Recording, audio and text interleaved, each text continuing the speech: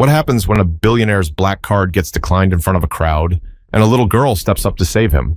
You ever notice how some of the most unbelievable moments in life don't happen in boardrooms or mansions or on fancy stages, but in the simplest places? A grocery store, for example. That's where it all began for Gregory Whitfield, a man who, by most accounts, had it all. It was a Friday afternoon at the Kroger in Arlington, Texas. The place was packed.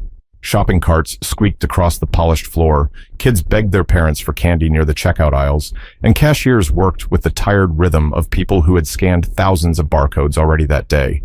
In walked Gregory Whitfield. If you didn't know who he was, you'd think he was just another sharp-dressed man with somewhere important to be. Navy blazer, tailored slacks, Italian loafers. His silver hair was combed back, his watch glimmered under the fluorescent lights. But if you followed business news, you'd recognize him instantly. Gregory wasn't just wealthy, he was one of those billionaires who showed up in Forbes lists and cable TV interviews. People noticed. They always did. A couple in the produce section whispered and nudged each other as he passed by. A teenager near the frozen foods pulled out his phone, pretending to text, but really snapping a quick picture. Gregory caught it, gave a tight smile, and kept walking. He wasn't new to this. He pushed his cart with the same focus he once used in negotiating billion-dollar deals. Inside it, bottles of sparkling water, imported cheeses, organic vegetables, a bag of coffee beans from a brand most people couldn't pronounce, and a stack of neatly folded dress shirts still in their packaging. Odd shopping list for a billionaire, but Gregory liked doing some of his errands himself. It reminded him, or so he told himself, that he was still just a man.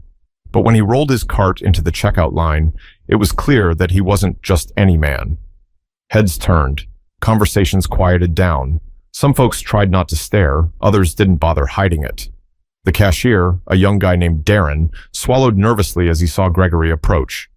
"Good afternoon, sir," Darren said, trying to sound casual. Gregory gave him a polite nod. "Afternoon." The beeping began. One item after another slid across the scanner. Beep, beep, beep. Gregory stood tall, hands resting on the cart handle, his face calm but distant. He barely blinked as the total climbed higher and higher on the screen. For him, money was never a concern. The line behind him grew. People shifted in place, waiting their turn, but their eyes stayed fixed on him. A billionaire buying groceries in their store. Something about it was fascinating. Finally, Darren announced the total. "That'll be $837.54. Gregory reached into his jacket pocket and pulled out a sleek black card. The kind of card you don't apply for. It finds you. It gleamed under the harsh store lights as he handed it over without hesitation. Darren slid it into the machine. A moment passed, then another. He frowned slightly and tried again. Gregory raised an eyebrow but said nothing. Beep. A message flashed on the screen. Darren's throat tightened. Sir?" Darren's voice dropped. "It's saying declined." For the first time that day, Gregory's expression shifted. He straightened, his voice cool but edged. "Run it again." Darren nodded quickly and swiped the card a second time. Same result. He tried once more, hoping maybe the machine was acting up, but the word glared back at him. Declined. Gregory exhaled slowly through his nose. Behind him, the murmurs started. A woman whispered to her husband. A teenager stifled a laugh. Someone raised their phone a little higher, pretending to scroll, but actually recording. Gregory's jaw tightened. He leaned forward, his voice low enough for only Darren to hear. "This card has more money on it than this store makes in a year. Try again." But the machine didn't care who Gregory Whitfield was. It didn't care about billions, or magazine covers, or reputations. The answer stayed the same, declined. And just like that, the room shifted, power drained from Gregory's presence, and in its place was something he hadn't felt in a very long time: humiliation. But the real story didn't start with Gregory's embarrassment. It started with who was watching just a few feet behind him. The cashier shifted uncomfortably, aware that every second felt like an eternity for the man in front of him.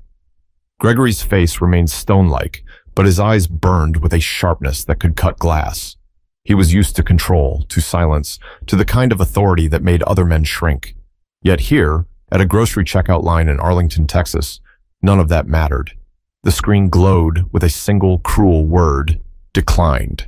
"Sir, maybe it's the machine," Darren offered, desperate to ease the tension. He looked around nervously, noticing the cluster of eyes fixed on them. A woman 2 aisles over leaned her elbow on her cart, her toddler fussing as she tried to get a better look. 2 high school boys near the self-checkout elbowed each other, smirking as they whispered. Gregory cleared his throat, straightened his blazer, and pulled out another card, a platinum one this time. He tossed it onto the counter with just enough force to make it clear. This was not a man to be laughed at. "Try this one," Gregory said flatly. Darren grabbed it, slid it through the reader, and prayed it would go through. Beep. Processing, processing. Then once again the word no one expected. Declined. The whispers grew louder. "You seeing this?" someone muttered. "No way, man. That's Gregory Whitfield," another whispered back. "Bro's got billions and can't pay for groceries." Gregory's ears caught every syllable. He could feel the weight of their stares pressing down on him, the way predators circle prey when they smell weakness. But Gregory was no prey. He clenched his jaw and pulled out his phone, tapping furiously. "This has to be a mistake," he muttered. "My accounts are fine." He turned the phone screen toward Darren. "Do you see this balance? Do you? That's not an error. That's your machine." Darren glanced at the screen but quickly looked away. The last thing he wanted was to get tangled up in billionaire business. "Sir, Look, I can call the manager if you'd like. Maybe she can override something." "Do it," Gregory snapped. From the corner of the store, the manager hustled over. A middle-aged woman with tired eyes and a name tag that read, Maria.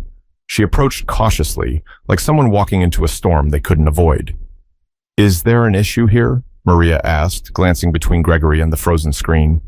Gregory didn't hesitate. "Yes, there's an issue. Your system is broken. My card is being declined when there is no reason it should be." Maria leaned over, studying the register. "Sometimes banks flag large purchases. It could be a security block." Gregory scoffed. "This is less than $1,000. That's not a large purchase." He shook his head, his voice rising. "Do you know who I am?" Maria held his gaze.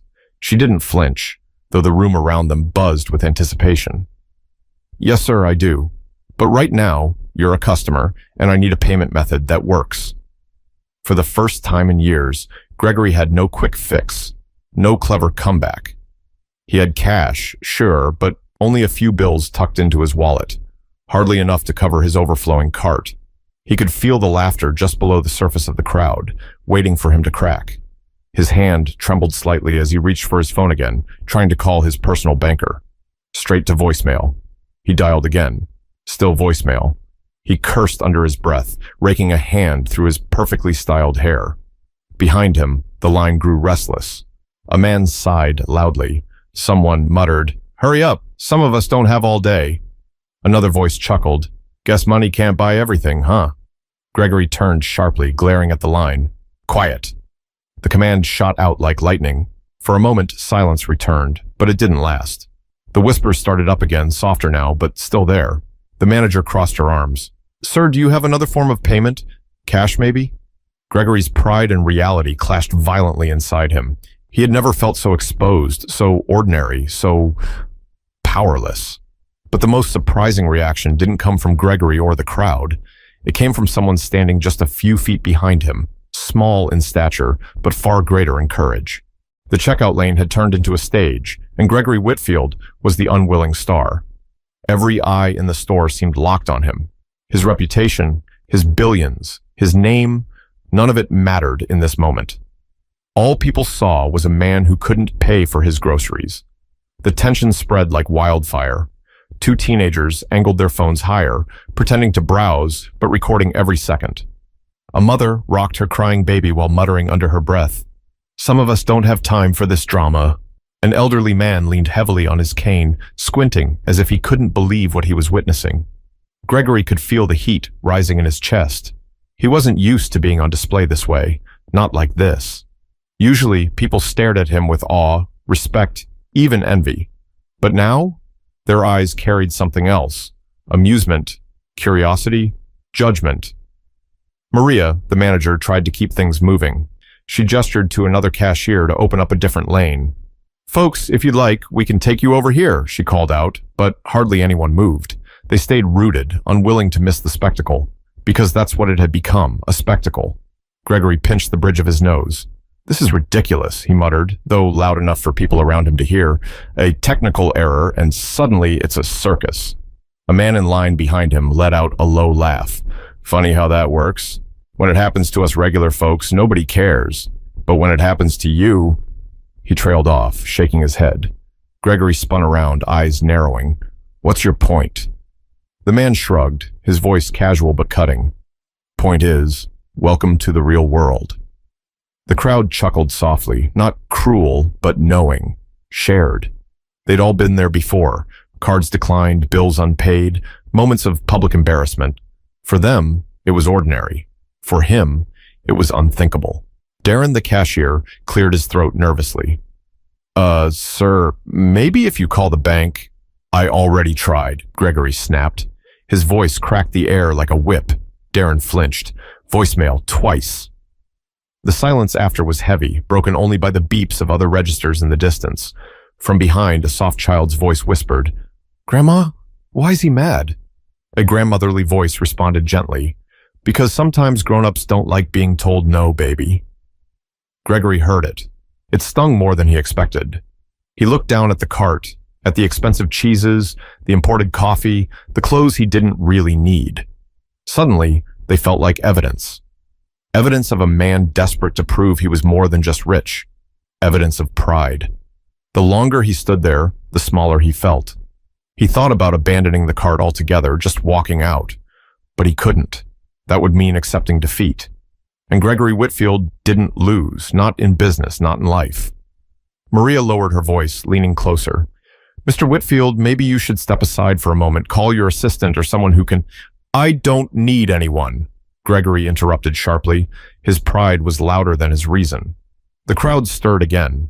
A woman whispered, "Guess money doesn't buy humility." Another replied, "Sure doesn't buy class." Gregory's hands clenched into fists at his sides. He wanted to shout, to remind them all of who he was, of everything he'd built. But what good would it do? The more he fought, the more powerless he looked. He glanced at Darren, who still held the rejected black card. It looked ordinary now, just plastic and numbers, no different from anyone else's. Gregory's mouth felt dry. "Try it one more time," he said quietly, almost pleading. Darren nodded, slid it in, and everyone leaned forward, waiting, processing. Then, the same word appeared again, declined. And just like that, the whispers turned into full conversations. "What's he gonna do now? You think he really doesn't have money? Maybe it's karma." Gregory lowered his head, staring at the floor.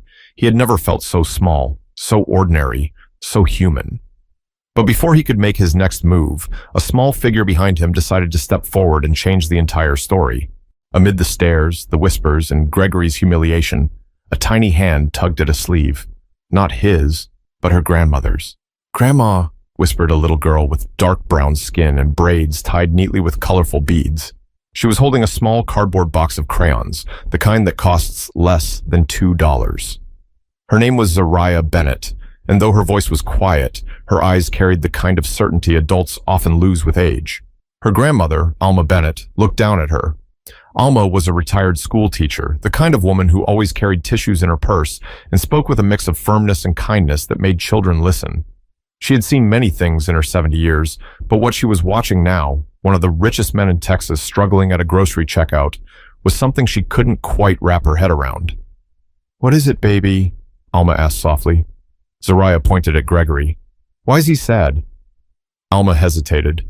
She could see Gregory's stiff shoulders, the way he avoided everyone's gaze, the way pride was battling shame inside him. Because sometimes, even people who look strong have hard moments. "But he's got money," Zariah said, her voice innocent, puzzled. "Why can't he just pay?" Alma gave a small sigh. "Life doesn't always work the way you think it should." Gregory, though he didn't turn around, heard every word. His chest tightened. To hear a child talk about him like that, confused, almost pitying, was harder than any headline or rumor he'd ever faced. Zariah shifted on her feet, still staring. She had seen grown-ups argue, she had seen her classmates cry, but she had never seen someone so important look so lost. To her, money was magic. If you had it, you never had problems. That was how she thought the world worked. And yet, here he was, stuck like everyone else. "Grandma," she said again, tugging harder this time. "Can I help him?" Alma blinked, startled. "Help him? Baby, you don't have—" She stopped, realizing what Zariah meant. Her heart swelled at the thought, but also ached. "Sweetheart, he doesn't need your help. He has more than enough." "But he don't look like it," Zariah whispered, frowning. She gripped her crayon box with both hands, as if holding treasure. Alma wanted to protest, to tell her granddaughter that billionaires didn't need saving. But there was something about the determination in Zariah's eyes, something pure, something brave. Meanwhile, Gregory was locked in his own silent war. His phone screen glared at him with no returned calls, no quick solutions. His world, built on control and power, had shrunk to a grocery store aisle filled with strangers watching him squirm. He felt cornered, and then, soft footsteps. He barely noticed at first, but when he heard the small voice beside him, he turned, startled. "Mister," Zariah said, her voice clear despite its smallness. "You can use mine." For a moment, Gregory didn't process it. He looked down at her, at the crayon box she was clutching, and then at the dollar bills she was pulling from her tiny pocket. 2 crumpled ones, folded neatly, her savings for the week. The crowd hushed instantly. The murmurs, the whispers, the laughter, all of it faded as every eye turned not to Gregory anymore, but to the little girl with braids and bright eyes, offering what little she had. Alma stepped forward quickly, her voice firm but gentle. "Zariah, baby, you don't need to." But Zariah stood her ground, holding out the bills with both hands, her expression serious. "It's okay, Grandma.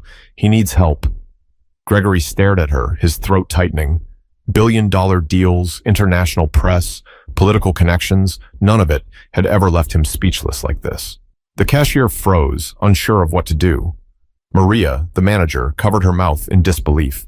And the rest of the store stood in complete silence, watching a moment so unlikely it felt like something out of a dream. But it was real, right there, between a billionaire and a little girl with crayons.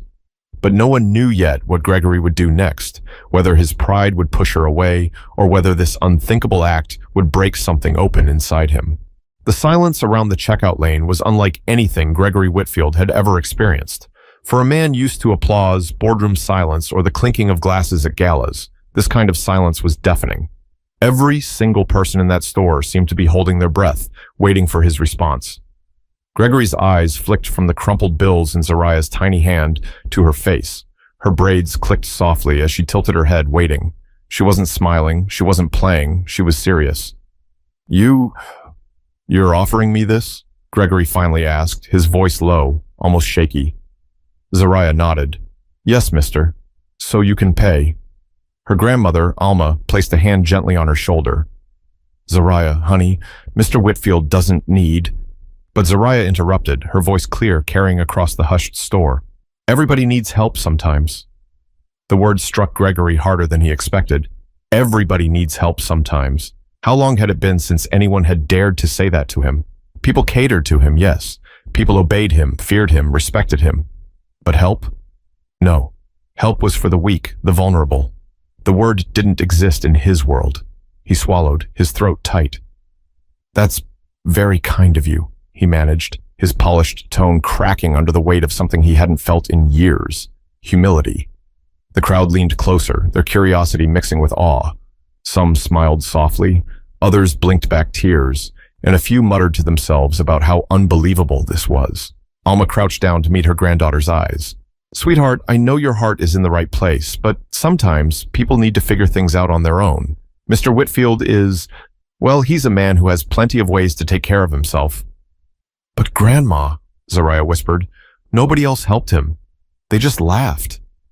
That stopped Gregory cold. She was right. The people around him, the ones recording, whispering, mocking, none of them had stepped forward. They only watched. And this little girl, with $2 and a box of crayons, had done more than all of them combined. Gregory crouched down so he was eye level with her. His expensive blazer creased awkwardly, but he didn't care. For once, he didn't care about appearances. "What's your name?" he asked softly. "Zariah," she said. "Well, Zariah," Gregory said, "you may not know this, but what you just did, that's one of the bravest things I've ever seen." Zariah smiled faintly, still holding out her $2 bills. "So, do you want it?" Gregory paused. His pride screamed, say no. His ego begged him to brush it off, to remind everyone who he was. But something deeper, something long buried under years of wealth and power, whispered, "Say yes." He reached out slowly and took the bills from her tiny hand. Gasps rippled through the crowd. Gregory Whitfield, the billionaire, had just accepted help from a child. He held the crumpled bills delicately, as though they were made of glass. He looked back at her. "Thank you, Zariah. You've just given me something money can't buy." The line of people behind them stood stunned. The teenagers lowered their phones for the first time. The mother with the baby nodded to herself. Even Maria, the manager, blinked rapidly, her tough demeanor cracking. Darren, the cashier, cleared his throat, unsure of what to do next. Sir, do you want me to put this toward the bill?" Gregory glanced at the cart overflowing with expensive items. He looked back at Zariah's crayons. Then he exhaled deeply and shook his head. "No," Gregory said quietly. "Not this cart. Not today."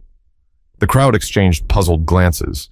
Gregory set the crumpled bills gently on the counter. "But this means more than every card I own." He looked at Zariah again, his voice barely above a whisper. "Thank you for reminding me what really matters." The little girl grinned, content, as if she understood more than the adults around her. But even after the moment softened, Gregory wasn't free of the storm inside him. Accepting help was one thing. Admitting what it meant for his life was another battle entirely. Gregory stood there, still crouched beside Zariah, holding those two wrinkled bills like they were worth more than gold.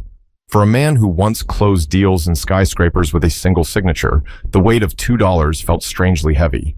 He didn't know whether to laugh, cry, or walk out of the store and never look back.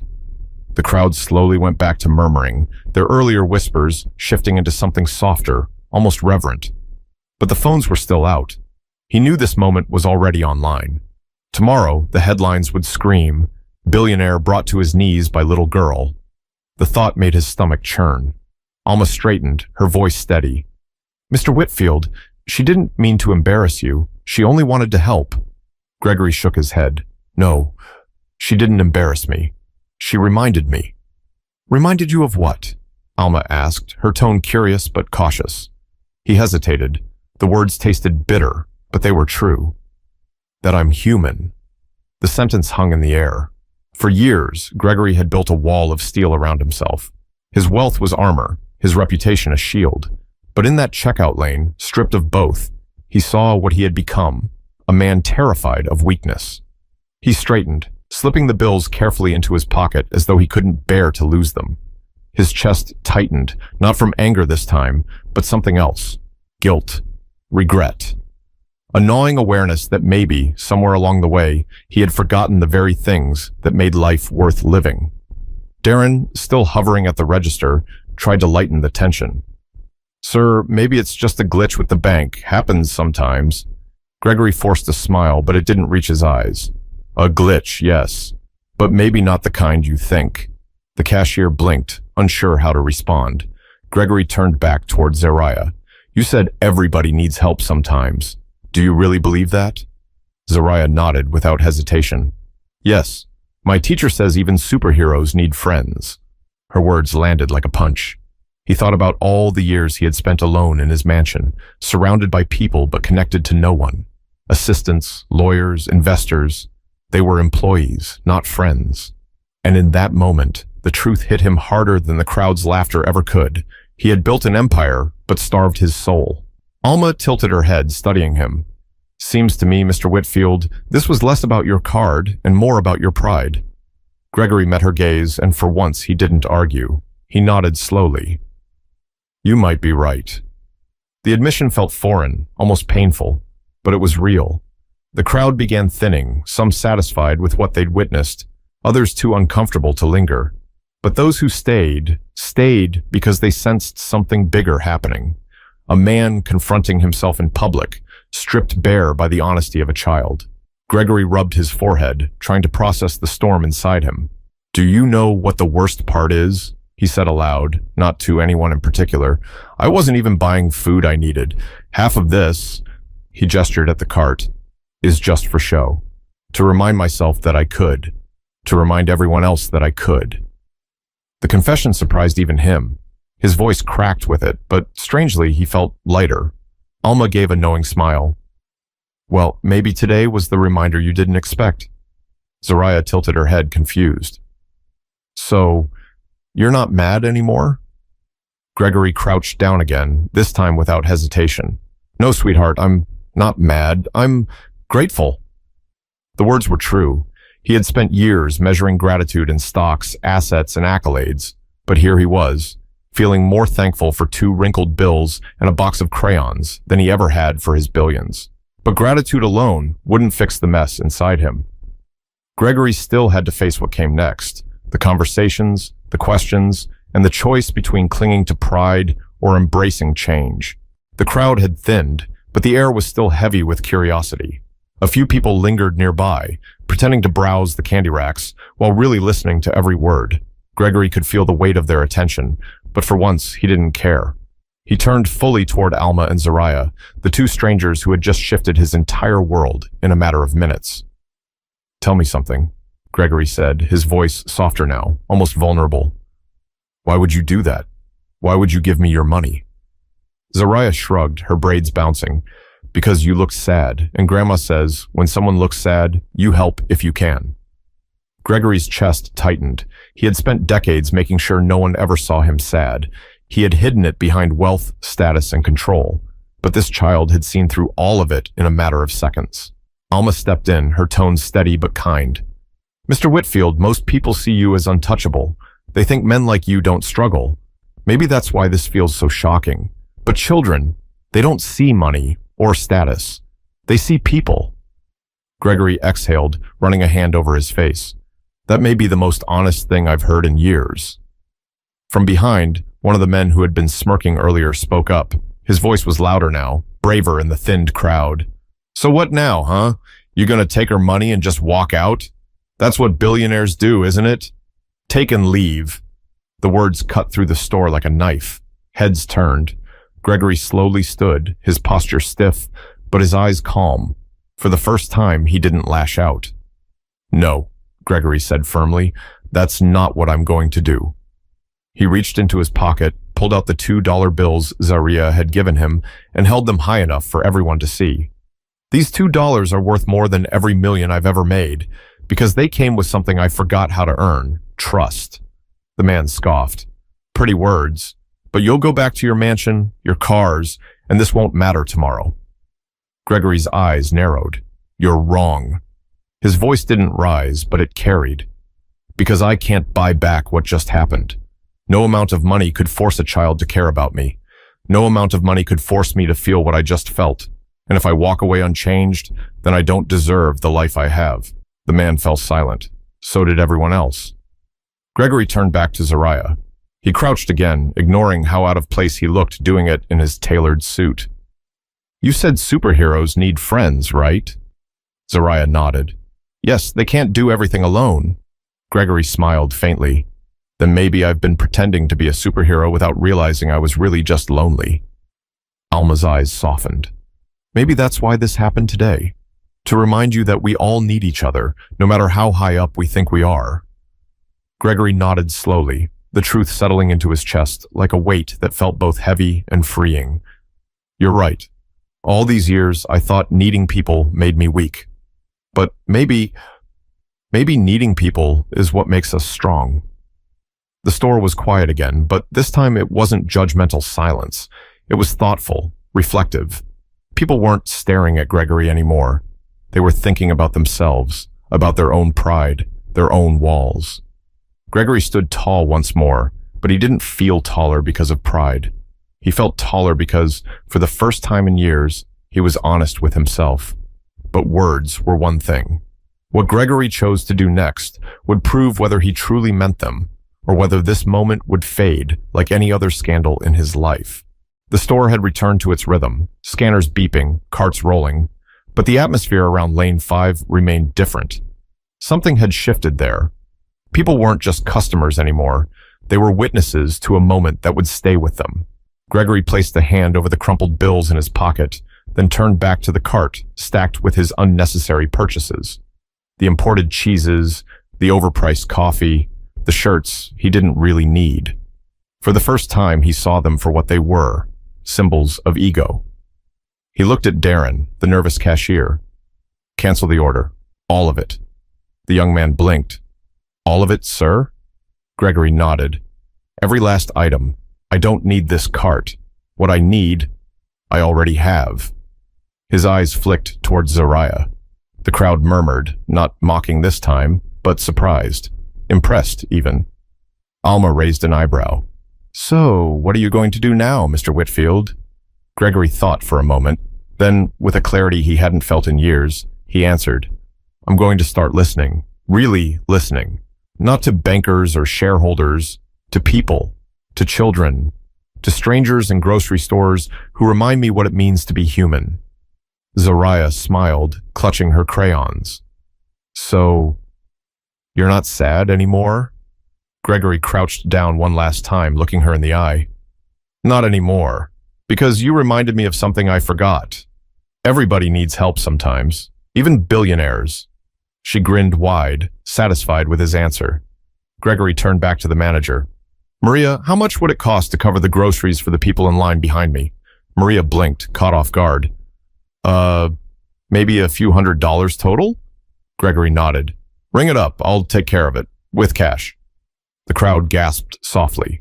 A man at the end of the line whispered, "Did he just—" Another woman clutched her chest, whispering to her friend, "I didn't see that coming."